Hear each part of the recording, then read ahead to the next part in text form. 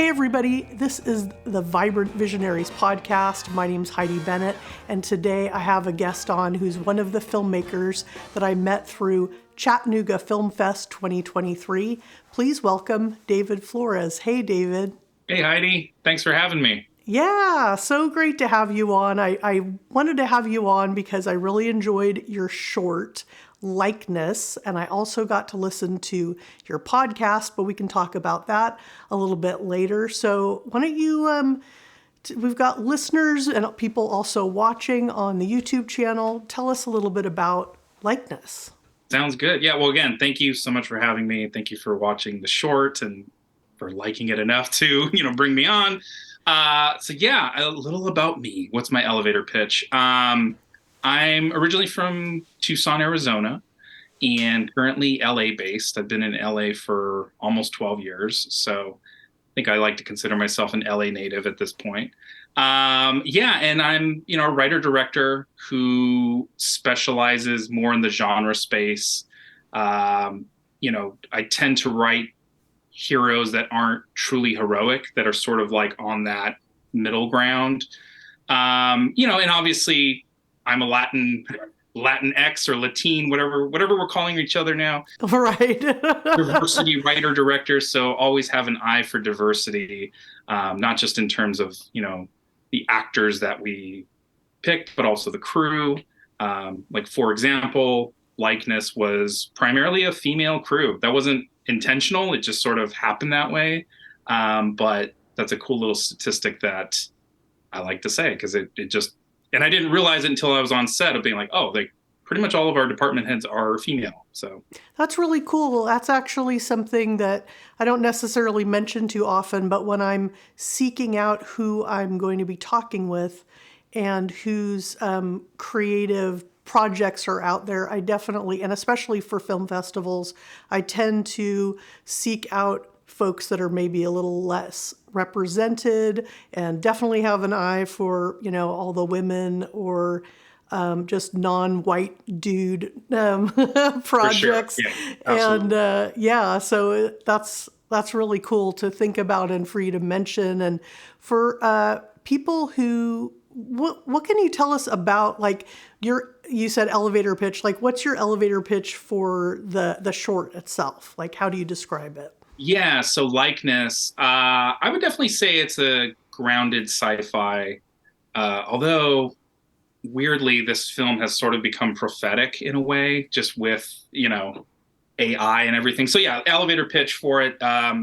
It's about a young woman who uses an AI version of her mom to investigate the sudden disappearance of her real mom. So again, kind of circling back to the propheticness of it all, I wrote it in late 2021, fully intending it to be a sci-fi. And I feel like not even 2 years later, we have made such advancements in, AI is like such a thing now that what started off as a pure sci-fi thing is weirdly starting to become not so sci-fi, which is very weird to witness, but I'll take it, I guess. It helps. Yeah. So. Yeah, definitely. And I liked one of the things that stood out to me too is that since it's someone that's speaking, looking at their computer screen and talking, even though they know that they're talking to an AI like composite of their missing mother, and also sort of wrestling with that, like I'm making sure to try to keep in mind that you're not her, but also wanting to maybe talk with her and going back and forth.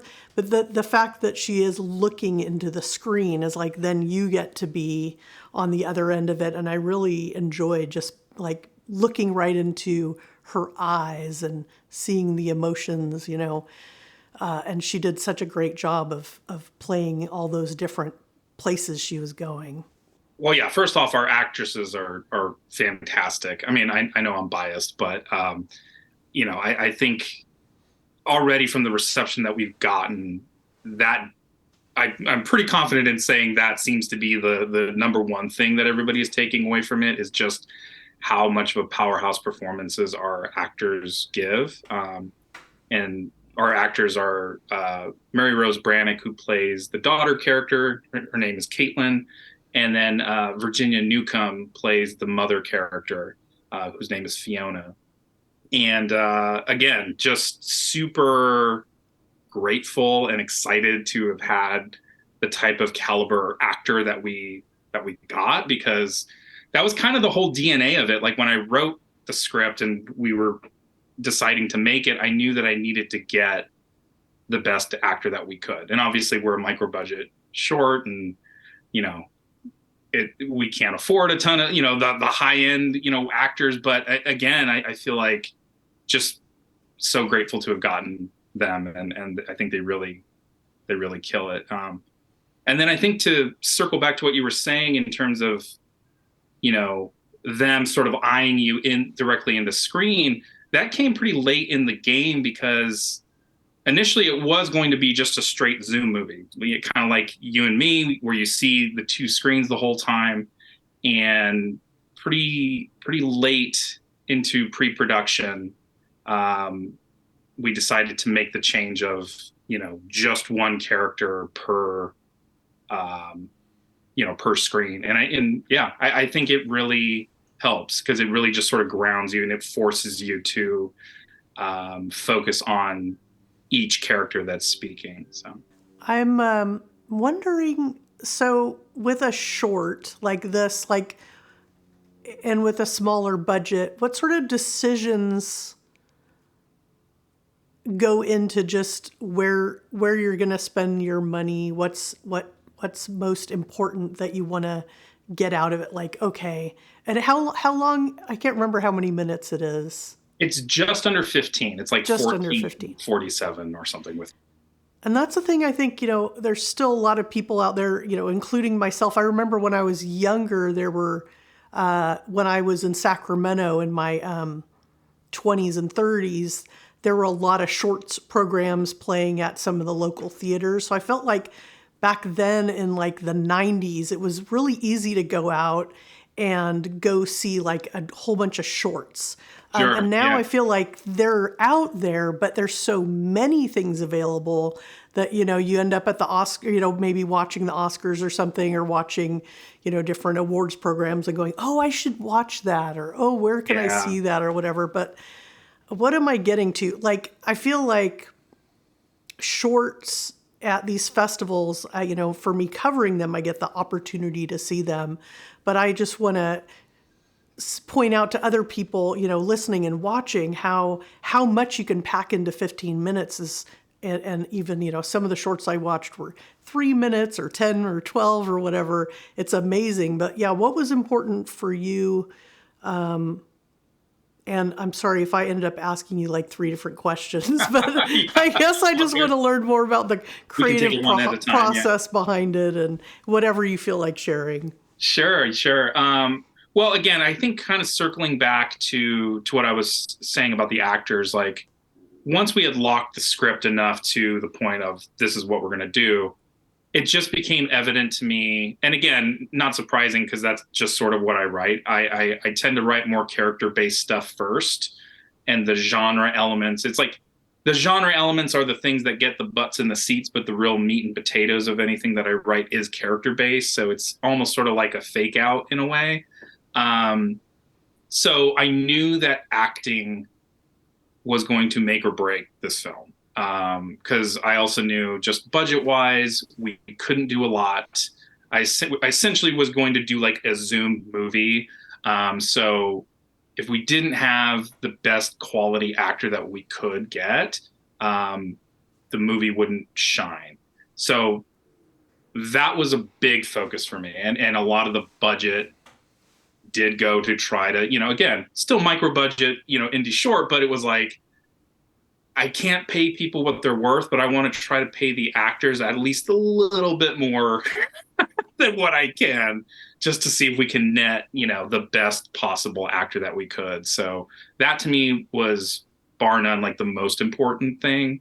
And then thankfully, we had a great director of photography, Carrie Morgan, and we brought her on, and she really filled in all of the technical stuff in terms of the camera and the production and the lighting, and was really able to bring in a crew that by all means were like professional A grade, crew.